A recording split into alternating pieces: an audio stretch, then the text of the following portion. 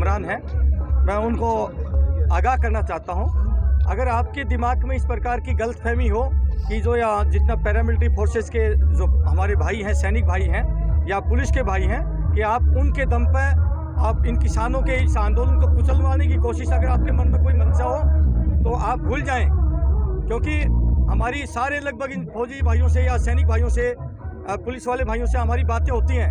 हम किसी का नाम नहीं बताएंगे, क्योंकि ये भी किसान के बेटे हैं, ये भी किसान के घर से लालन पोषण करके इनका जो ये यहाँ पर खड़े हैं, इन्होंने कह दिया है कि हमारा डंडा इस बार अपने किसान पिताओं और भाइयों पर नहीं चलेगा।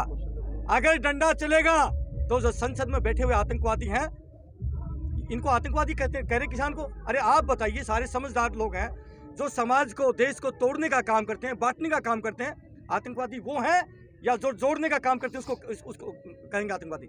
संसद में जितनी भी पार्टियों के जितने नुमाइंदे बैठे हैं वो आतंकवादी का काम करते हैं, जाति में, धर्म में, मजहब में, क्षेत्र में इस देश को बांटने का काम करते हैं, वो आतंकवादी हैं।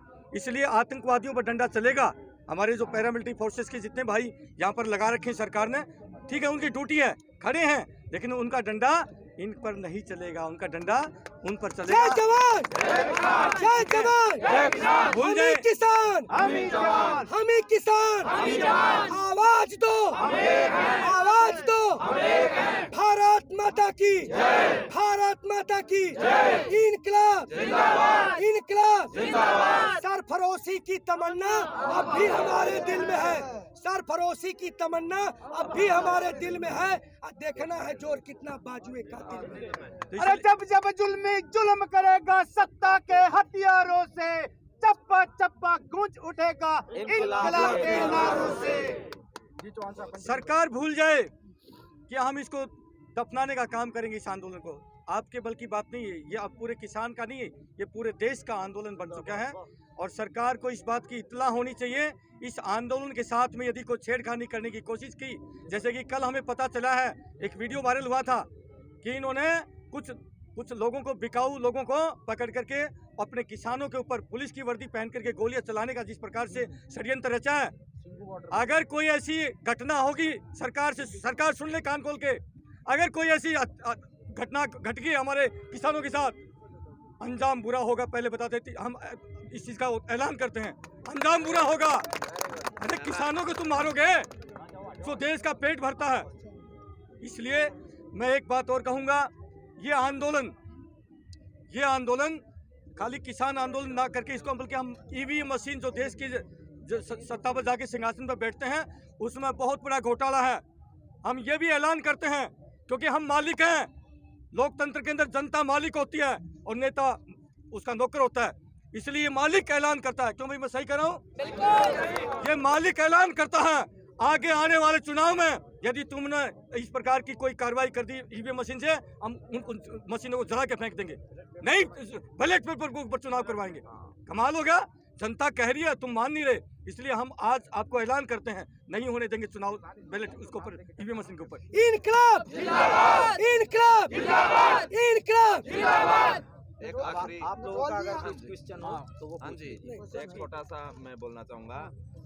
दिल्ली और दिल्ली के अंदर बैठे सत्ताधारी, कान खोल के सुन लो बिल्कुल, अगर जवान किसान को रोकने की कोशिश की तो बक्कल उतार दिया जाएगा। बक्कल क्या होता है वो पता कर लो, अभी डिक्शनरी के अंदर बक्कल क्या होता है। हरियाणा के अंदर, यूपी के अंदर बक्कल बहुत तरीके से उतारा जाता है और तुम बिल्कुल रडार के ऊपर हो। हमारे जवान किसान का अगर रास्ता रोका तो हमने ठोका, क्या ठोका? डंडा और झंडा। झंडे के अंदर जो डंडा है वो डंडा ही हमारा हथियार है और कुछ नहीं हमारे पास। उस डंडे से बहुत से नदी नाले भी क्रॉस करते हैं, मुसीबत में काम आता है। जहां हमारे को सुरक्षा की जरूरत पड़ेगी हम उस डंडे का इस्तेमाल करेंगे अपने बचाव के लिए। और बस ये समझ जाओ इशारा है। जय हिंद। नटवाल जी आपने क्वेश्चन अगर कुछ है इनमें खास कर नटवाल जी, आपने एक हफ्ते का समय दिया है, क्या ये भी एक सरकार के लिए चुनौती माने आपकी तरफ से? ये बहुत बड़ी चुनौती है, फाइल खुलेगी सरकार की। मेरे पास 4 मुख्यमंत्रियों का के ऊपर 13 लाख रुपए मैंने मेरी टीम ने खर्च किया है। एक एक फाइल मैं आप लोगों के सामने दिखाऊंगा कि ये फाइल फर्जी है। उसके बिल मैंने खुद पेमेंट ले रखी, मैं आपके सामने बोलता हूँ।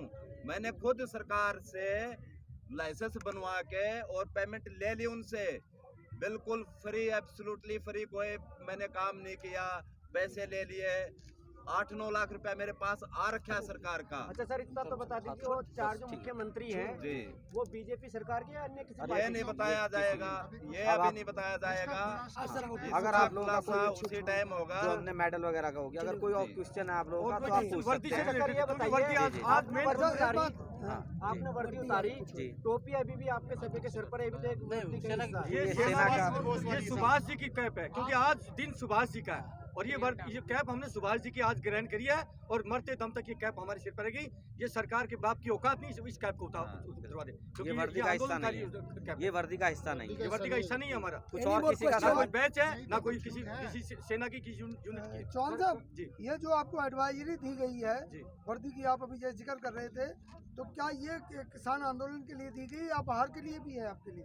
ये हर जगह के लिए दे हर दिया, जगह के लिए हर दिया है। जगह के लिए फरमान जारी कर दिया कि जवान जो है कहीं पर भी इस वर्दी का इस्तेमाल नहीं करेंगे। जब तक ये तुगल की सरकार वहाँ पर जब तक सरकार के पक्ष में नहीं बोलेंगे, जब तक उनकी तानाशाही है।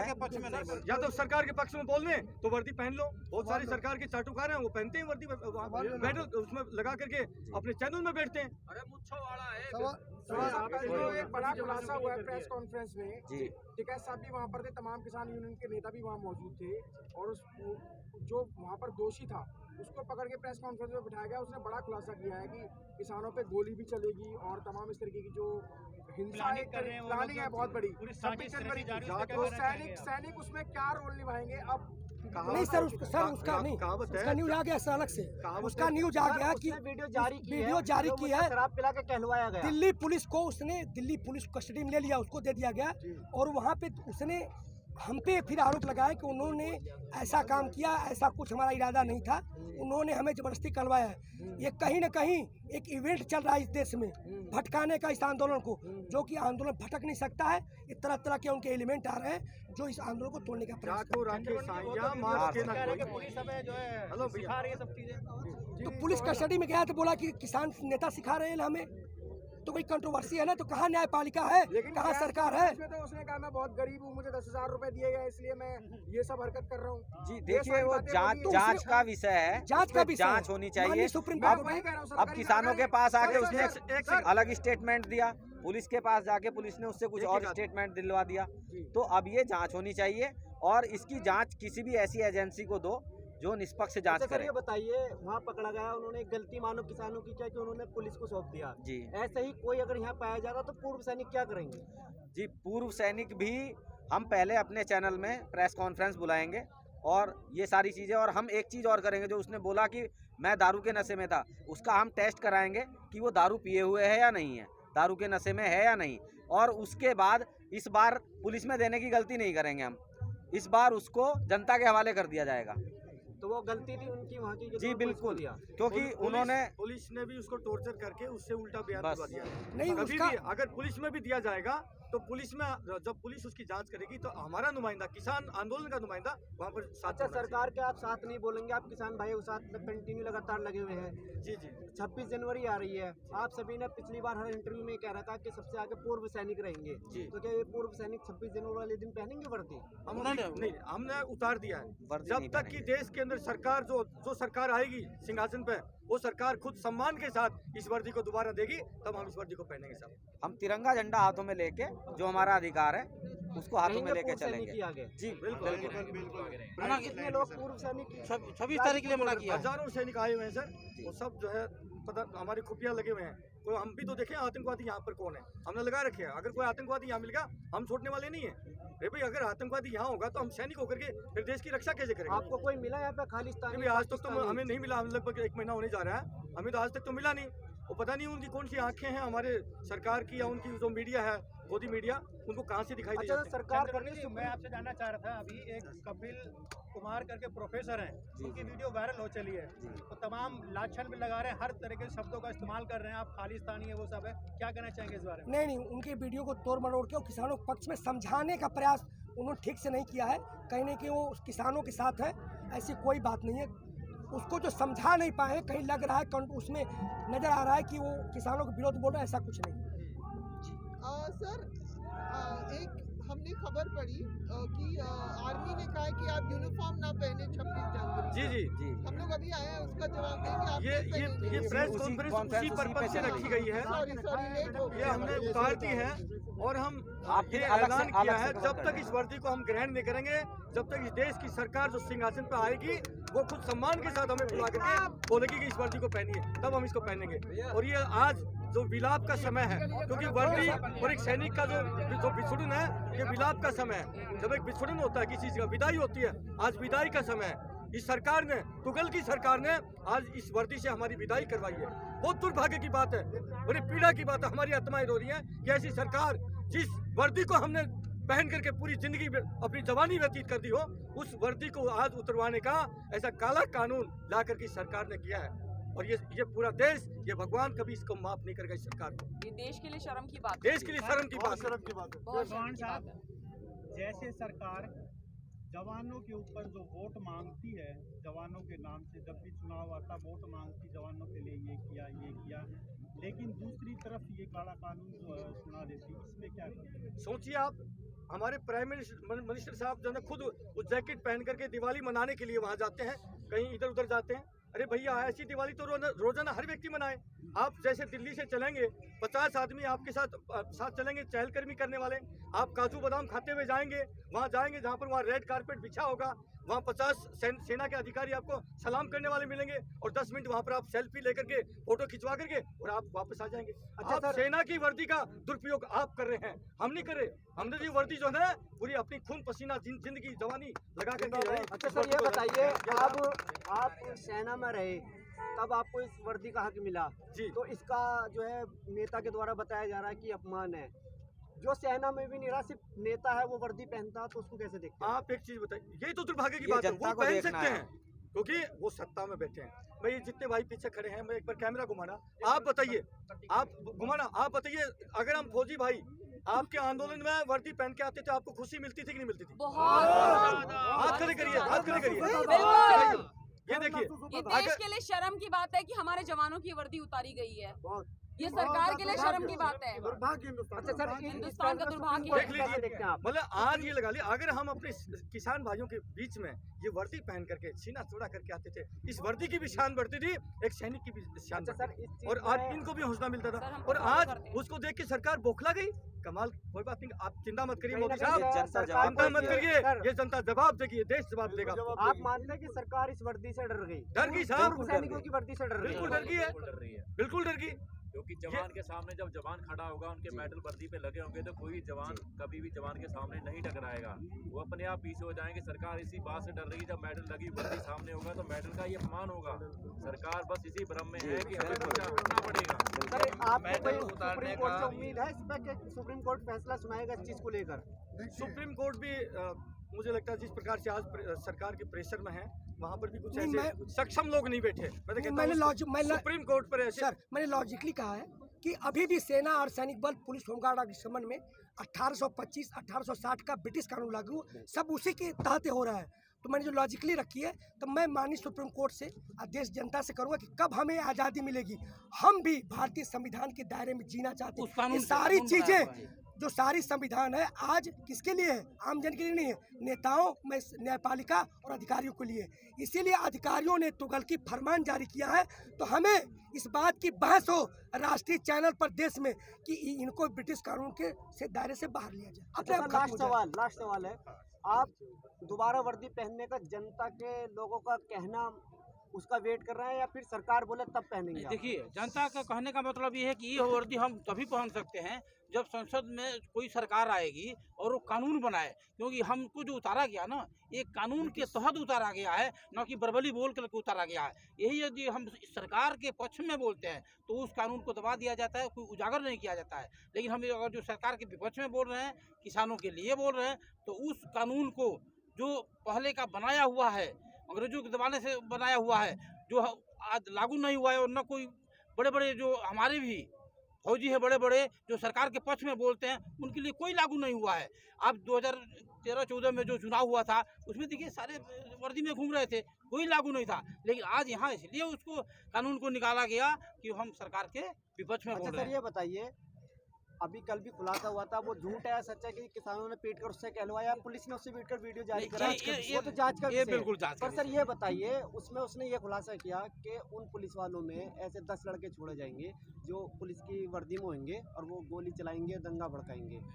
इसको कैसे देखते हैं आप? ये पुलिस कितने हद तक सही कर जाएगी? सारे जांच का ही विषय है। उसमें कोई सर उसमें ये नहीं होता, उसमें कोई ऐसी पहचान नहीं, 4 लोगों के फोटो दिए गए सर उसमें कोई ऐसा कोड नहीं दिया जाता पुलिस वालों को कि भी अगर वो 100 लोगों में पहचान ले हमारा आदमी नहीं है, पुलिस वाला नहीं है। देखिए इसमें क्या है जी हाँ, आप इस बात को यहाँ से पीछे ले जाइए। जिस टाइम कार सेवकों पर गोली चली थी वे कौन थे?